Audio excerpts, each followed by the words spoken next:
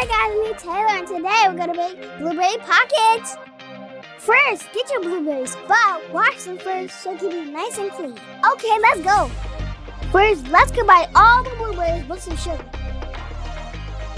Mix it up well so the sugar dissolves. I'm gonna get cornstarch slurry so it can thicken up the blueberries. It smells beautiful. What's up, y'all? We're making blueberry pie. Add a little vanilla extract for some flavor. Add a little scoop to the puff pastry.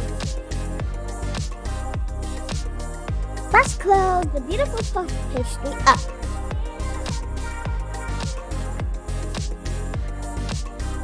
Let's use a fork to seal the puff pastry.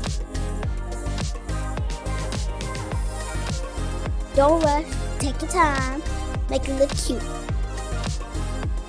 Let's take a little egg wash and brush it all over the puff pastry.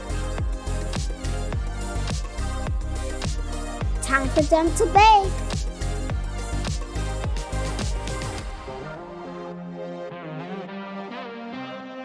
And ta-da! Now you have your nice, soft blueberry pockets.